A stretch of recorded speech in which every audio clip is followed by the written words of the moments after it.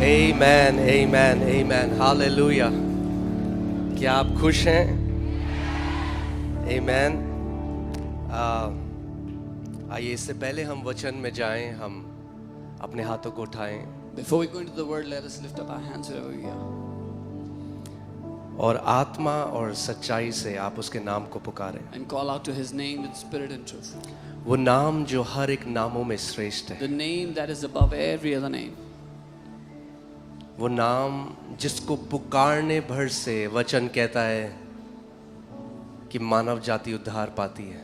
The name that just by calling on that name, mankind is saved.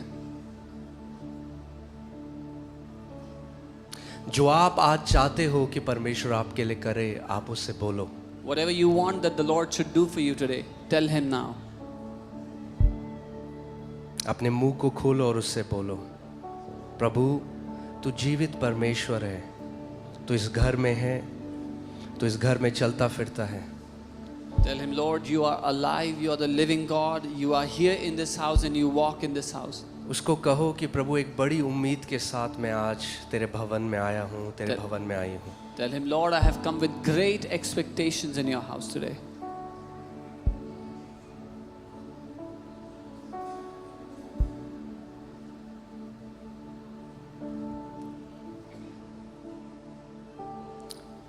परमेश्वर पिता, मैं ये प्रार्थना करता हूँ कि एक भी व्यक्ति जो यहाँ पर उम्मीद के साथ आया है वो निराश होकर वापस नहीं जाएगा, यीशु के नाम में. Heavenly Father, I pray that each and every person that has come here, not even one would be disappointed from what they are expecting you to do. हर एक व्यक्ति अपनी प्रार्थनाओं के उत्तर के साथ जा रहा है, यीशु के That नाम. each and every person is going back with the answer to their prayer in Jesus' name. तेरा वचन कहता है कि जो मनुष्य के लिए असंभव है वो परमेश्वर के लिए संभव है. Your word says that which is impossible for man is possible for God. हम आपकी स्तुति करते हैं, We praise हम you. आपकी आराधना करते हैं, हम We आपके worship नाम you. को उठाते हैं We परमेश्वर. lift up your name, Lord. आज का वचन प्रभु जिस भी भूमि में बोया जाए वो 100 गुना फल लेकर आए. Whatever ground this word that I bring today is sown, let it bring forth harvest. Let it bring forth fruit. I bind every hindrance in the name of Jesus. मैं हर एक रुकावट को बांधता हूँ यीशु के नाम में. Every spirit that tries to stop the word to fall into people's heart, I bind those unclean spirits in Jesus' name. हर एक आत्मा जो वचन को रोकती है लोगों के दिलों पर उतरने से, उन गंदी आत्माओं को मैं बांधता हूँ यीशु के नाम में. Let Jesus be glorified today. यीशु की महिमा होने पाए आज. In Jesus' name. यीशु के नाम में. Amen. Amen. आप सब लोग बैठ सकते हैं. You all can be seated.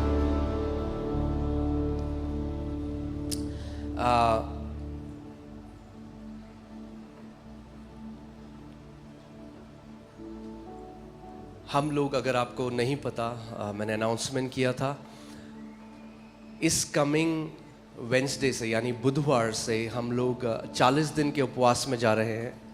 From the coming Wednesday, we are going to 40 days fast.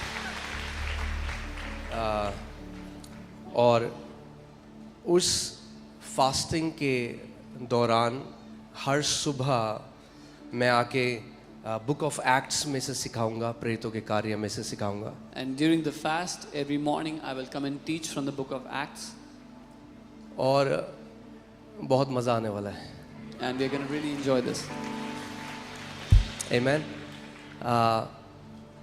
पिछली बार अगर आपको याद है, जब हमने 21 दिन की फास्टिंग प्रेयर करी थी, तब मैंने इफिसियों की पुस्तक से, बुक ऑफ एफिशियंस से सिखाने की कोशिश करी थी. If you remember, the last time we fasted 21 days, I tried teaching from the book of Ephesians. और एक आयत में कई बारी 1 घंटा हमें लगा. And one verse took us an hour almost. मगर मैं सोच रहा था कि अगर उस तरीके से मैं अगर एक्ट सिखाऊंगा तो शायद 10 साल लगेंगे. And I was thinking, if we teach the book of Acts like that, it will take 10 years maybe. क्योंकि एक चैप्टर में, कई चैप्टर्स में 60 वर्सेस हैं. Because there are 60 verses in a chapter, for example. सो मुझे हर रोज़ एक चैप्टर हम लोग करेंगे फिनिश प्रभु का ग्रेस से. So by the grace of God, we will finish one chapter in a day.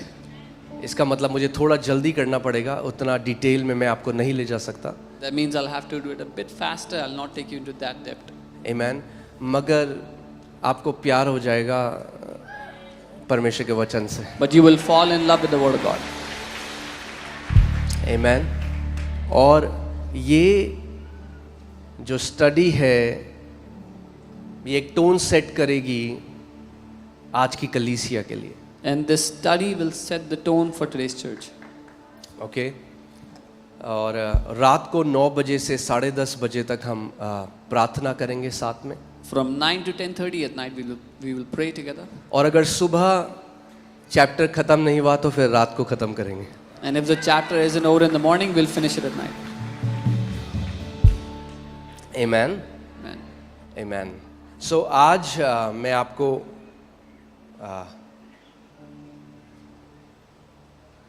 I believe जो आज हम वचन सीखेंगे उससे एक स्पीड आप अपने जीवन में देखेंगे। I believe the word we're going to learn today, you're going to see a speed in your life because of it. प्रभु यीशु मसीह ने मत्ती 6 अध्याय में 3 चीज़ों के बारे में मेनली सिखाया। Lord Jesus taught about 3 things mainly in Matthew chapter 6.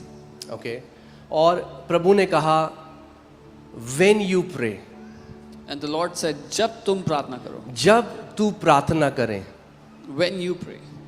ये नहीं कहा अगर तू प्रार्थना करे, He didn't say if you pray, ये कहा जब तू प्रार्थना करे। but he said when you pray. That means Jesus expects his people that they would be praying people. इसका मतलब यीशु अपने लोगों से ये उम्मीद करते हैं कि उसके लोग प्रार्थना करने वाले लोग हैं।